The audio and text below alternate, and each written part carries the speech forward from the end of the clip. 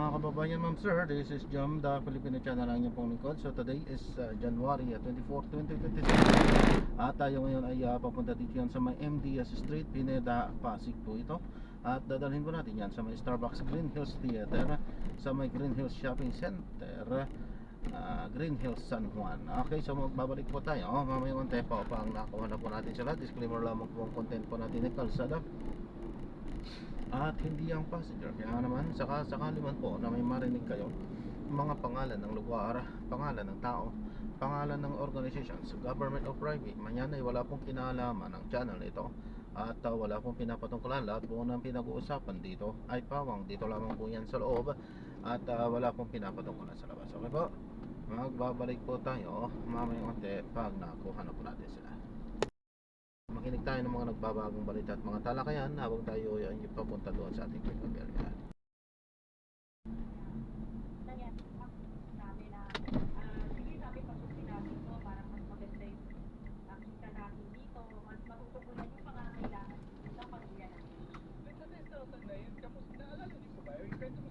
Ano yung sabi?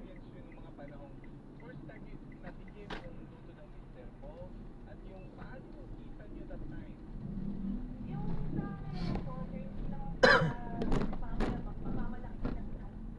Sa ano naman po, sa national news, natitikman naman ang pizza.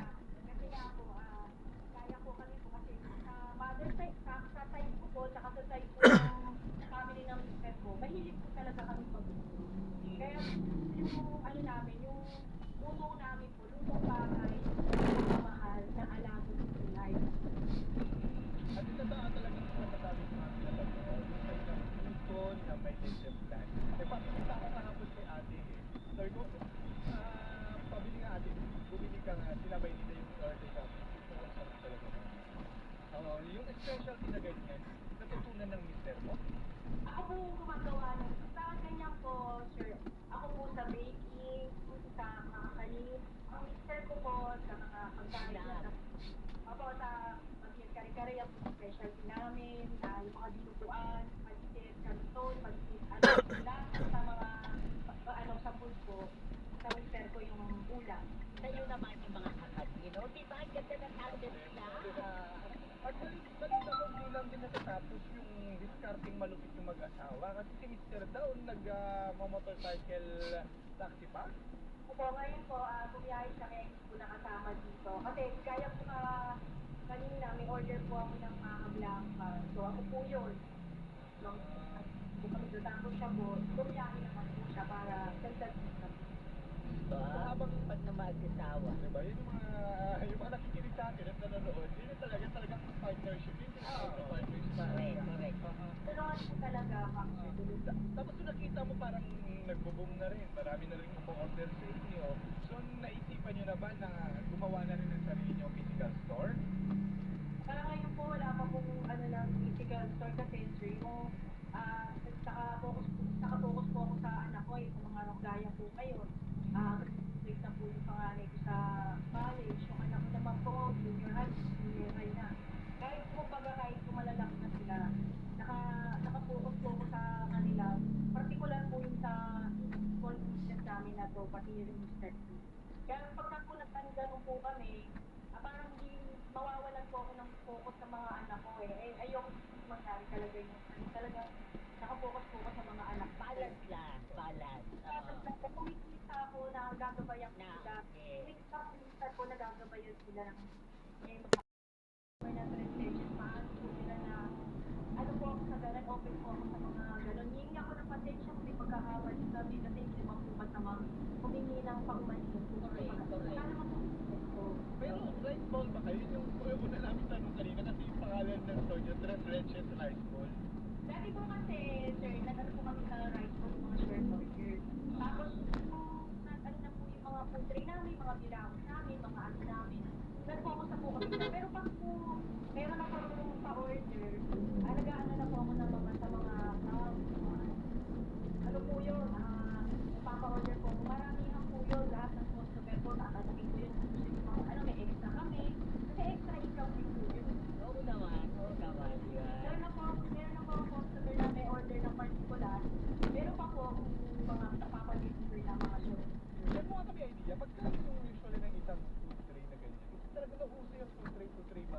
Yung pag-kari-kari namin, one night yan. Yung Kare-kare. Pag-kari-kari, opo. Yung po ano, pag one night, pero wala na taon yun, Milet. ano po, 10 na po.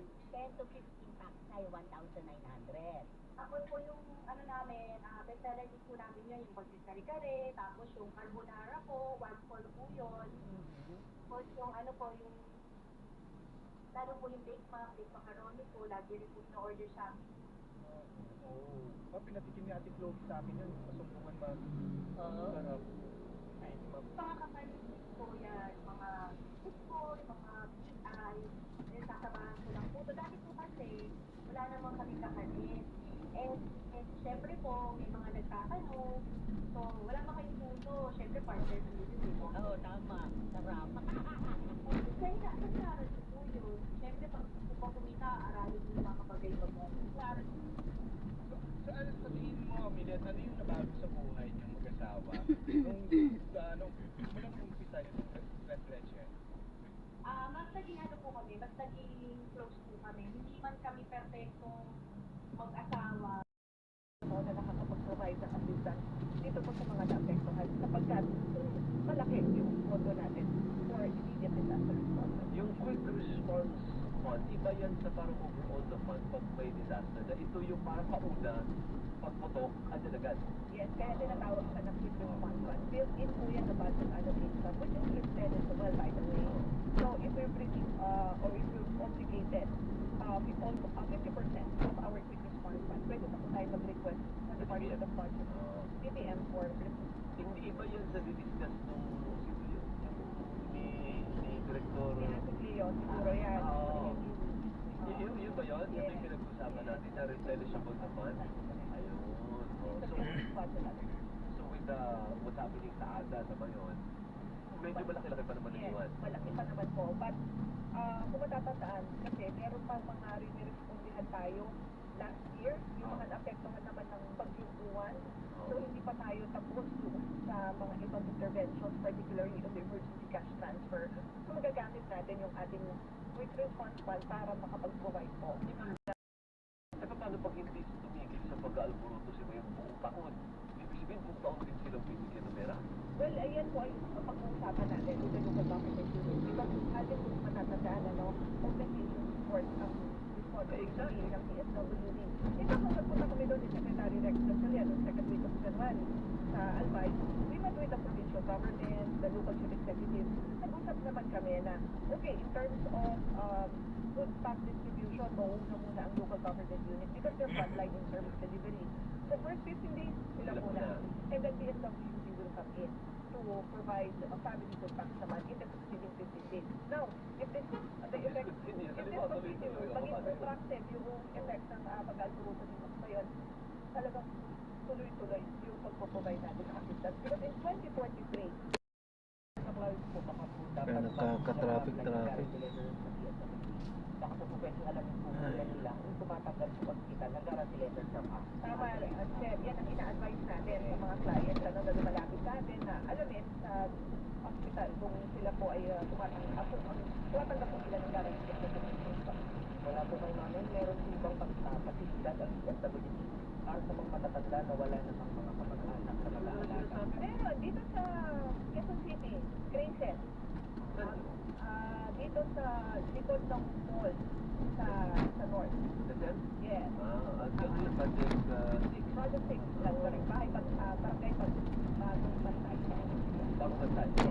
So, pag wala kang kamag-anak, i-rent at doon dadalhin doon. Nakabuta na rin po kami sa Secretary Rex Gatchalian, talagang yung mga totally abandoned na wala ng mga family members. Doon po sila. But in some regions, meron din po sila.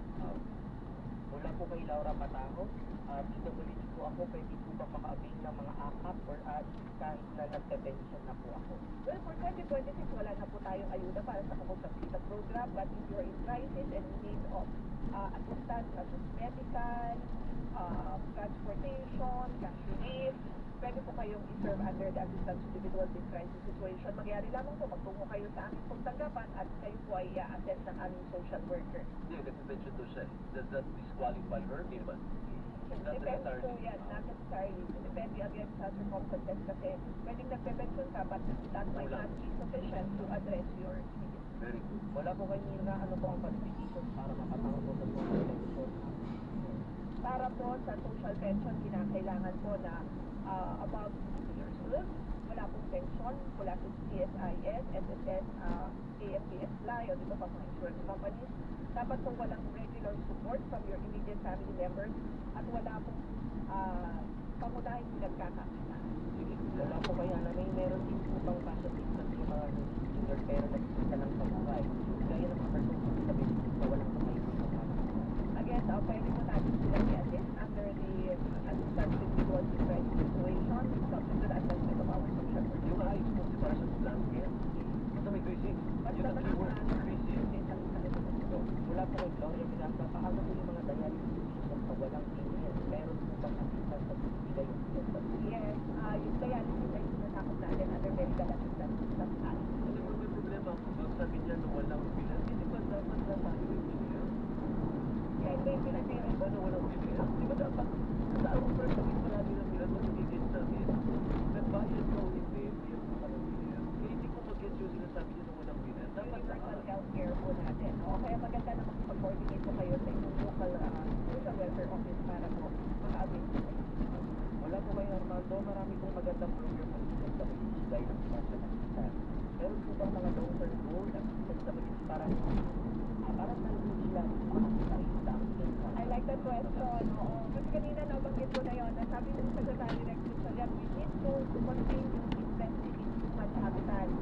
Yan po yung mga sunod-sunod programs natin like Matawid Pamilya Pilipino Program which is best in human capital, particularly education and health. Meron tayo po na program na tumutubo naman sa problema sa kagutuman.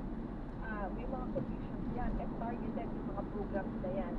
Ang mahalaga dyan kaya sabi natin kasi targeted sa programs because there are conditions na kinakailangan sundin ng ating mga beneficiaries. Hindi ito dole out.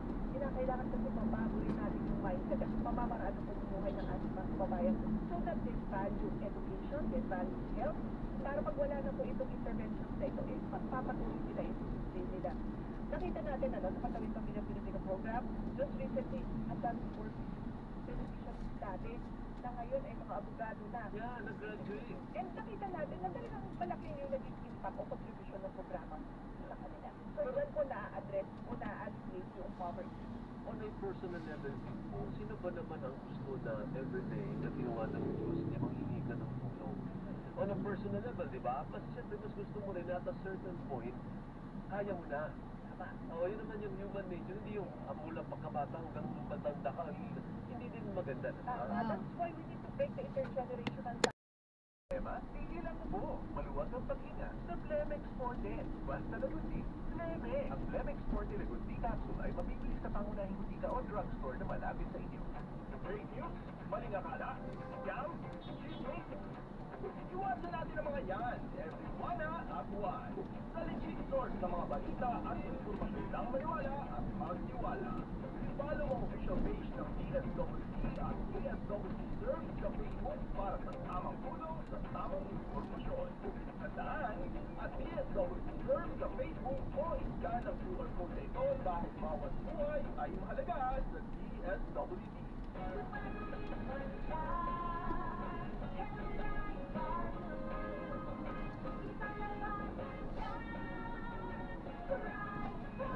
Right Bar Blue with powerful stain-away enzymes. Malupit matanggal ng lumit matya pero di masakit sa kamay.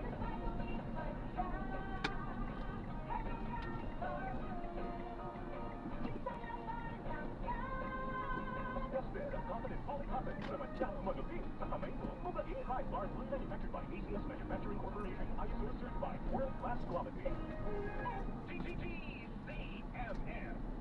Numero 1 sa aksyon.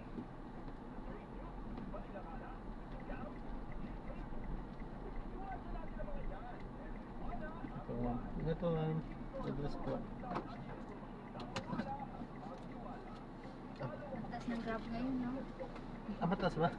Sabado, linggo, pag weekend, weekdays na pala. Okay. Ingat po, God bless po. Salamat po, ma'am.